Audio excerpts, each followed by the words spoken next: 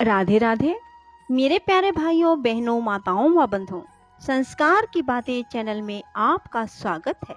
बंधुओं, आज आषाढ़ मास कृष्ण पक्ष की द्वादशी तिथि को मैं आपको सुना रही हूँ एकादशी व्रत पारण की कथा। बंधुओं, हर मनुष्य को एकादशी व्रत पारण की कथा को अवश्य सुनना चाहिए, तभी एकादशी व्रत के पूर्ण फल की प्राप्ति होती है। बंधुओं, पूर्ण विश्वास एकाग्रचित होकर ही एकादशी व्रत पारण की कथा को सुने।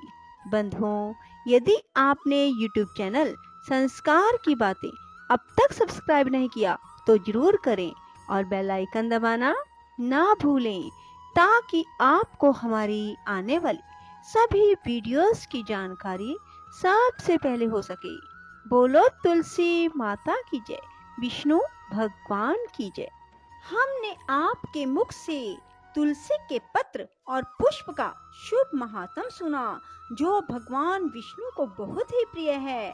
अब हम आपसे तुलसी की पुण्य में कथा को सुनना चाहते हैं। व्यास जी बोले, ब्राह्मणों, पहले स्कंद पुराण में मैं जो कुछ बतला आया हूँ वही यहाँ भी कहता हूँ। शतानंद मुनि के शिष्य कठोर व्रत का पालन करने वाले थे। उन सब ने एक दिन अपने गुरु को प्रणाम करके परम पुण्य और हित की बात पूछी।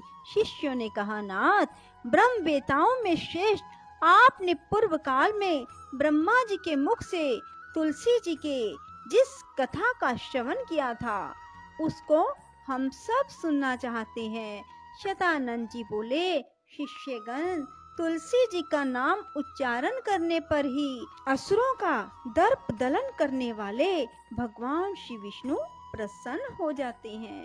मनुष्य के पाप नष्ट हो जाते हैं, उन्हें अक्षय पुण्य की प्राप्ति होती है, जिसके दर्शन मात्र से करोड़ों गोदान का फल प्राप्त होता है। उस तुलसी का पूजन और वंदन लोग क्यों ना करें। कलयुग में संसार में वे मनुष्य धन्य हैं जिनके घर में शाल ग्राम शिला का पूजन संपन्न करने के लिए प्रतिदिन तुलसी का वृक्ष भूतल पर लहलहाता रहता है। जो कलयुग में भगवान श्री केशव की पूजा के लिए पृथ्वी पर तुलसी का वृक्ष लगाते हैं, उन पर यदि यमराज अपने किंकरों सहित रुष्ट हो जाए तो भी वे उनका क्या कर सकते हैं। तुलसी, तुम अमृत से उत्पन्न हुई हो और केशव को सदैव ही प्रिय हो। कल्याणी, मैं भगवान की पूजा के लिए तुम्हारे पत्तों को चुनता हूँ। तुम मेरे लिए वरदायिनी बनो। तुम्हारे श्री अंगों से उत्पन्न होने वाले पत्रों और मंजरियों द्वारा मैं सदा ही जिस प्रकार श्री हरि का पूजन कर सकूं वैसा उपाय करो। पवित्रंगी तुलसी, तुम कलिमल का नाश करने वाली हो। इस भाव के मंत्रों से जो तुलसी दलों को चुनकर उनसे भगवान वासुदेव का पूजन करता है, उसकी पूजा का करोड़ों गुना फल प्राप्त होता है। देवेश्वरी, बड़े बड़े देवता भी तुम्हारे प्रभाव का गायन करते हैं। मुनि, सिद्ध, गंधर्व, पाताल निवासी, साक्षात नागराज, शेष, संपूर्ण देवता भी तुम्हारे प्रभाव को नहीं जानते। केवल भगवान विष्णु ही तुम्हारी महिमा को पूर्ण रूप से जानते हैं। जिस समय क्षीर समुद्र के मंथन का उद्योग प्रारंभ हुआ था, उस समय श्री विष्णु के आनंद अंश से तुम्हारा प्रादुर्भाव हुआ था। पूर्व काल में श्री हरि ने तुम्हें अपने मस्तक पर धारण किया। देवी, उस समय श्री विष्णु के शरीर का संपर्क पाकर तुम परम पवित्र हो गई। तुलसी, मैं तुम्हें प्रणाम करता हूँ। तुम्हारे श्री अंग से उत्पन्न पत्रों द्वारा जिस प्रकार श्री हरि की पूजा कर सकूं, ऐसी कृपा करो जिससे मैं निर्विघ्नता पूर्वक परम गति को प्राप्त हूँ। साक्षात श्री कृष्ण ने तुम्हें गोमती तट पर लगाया और बढ़ाया था। वृंदावन में विचरते समय उन्होंने संपूर्ण जगत और गोपियों के हित के लिए तुलसी का सेवन किया। जगत प्रिया तुलसी, पूर्व काल में वशिष्ठ जी के कथन अनुसार श्री रामचंद्र जी ने राक्षसों का वध करने के उद्देश्य से सरयू के तट पर तुम्हें लगाया था। तुलसी देवी, मैं तुम्हें प्रणाम करता हूँ। श्री रामचंद्र जी से वियोग हो जाने पर अशोक वाटिका में रहते हुए जनक किशोरी सीता ने तुम्हारा ही ध्यान किया था, जिससे उन्हें पुनः अपने प्रियतम का समागम प्राप्त हुआ।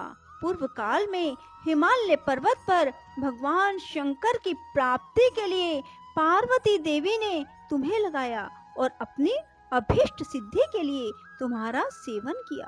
तुलसी देवी, मैं तुम्हें नमस्कार करता हूँ। संपूर्ण देवंगनाओं और किन्नरों ने भी दुःस्वप्न का नाश करने के लिए नंदन वन में तुम्हारा सेवन किया था। देवी, तुम्हें मेरा नमस्कार है।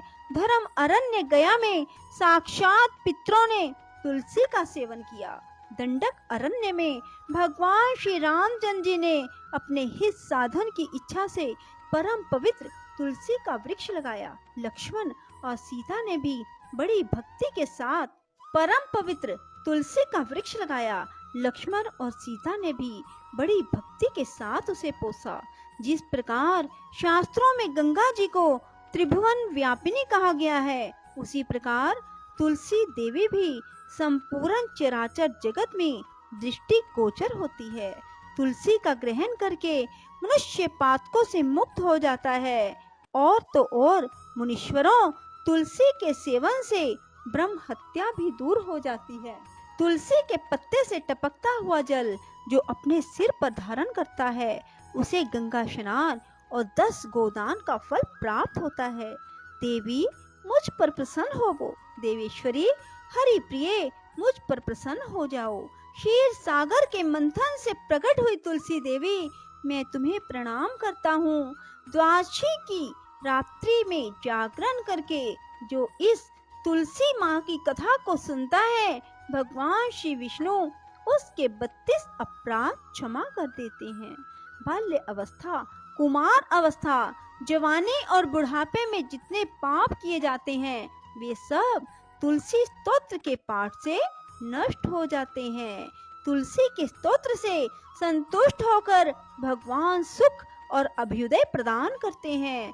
जिस घर में तुलसी जी की इस कथा को सुना जाता है, पढ़ा जाता है, उसका कभी अशुभ नहीं होता, उसका सब मंगल ही होता है, किंचित भी अमंगल नहीं होता।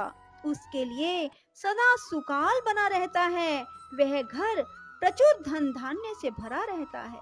तुलसी जी की इस कथा को सुनने से मनुष्य के हृदय में भगवान विष्णु के प्रति अविचल भक्ति होती है। उसका वैष्णवों से कभी वियोग नहीं होता। इतना ही नहीं, उसकी बुद्धि कभी अधर्म में प्रवृत्त नहीं होती। जो द्वादशी की रात्रि में जागरण करके तुलसी जी की इस कथा का पाठ करता है, उसे करोड़ों तीर्थों के सेवन का फल प्राप्त होता है। बोलो विष्णु भगवान की जय, तुलसी माता की जय। राधे राधे, जय श्री कृष्णा। बंधुओं, यदि आपको हमारी वीडियो पसंद आए तो इसे लाइक करें और शेयर भी जरूर करें। धन्यवाद।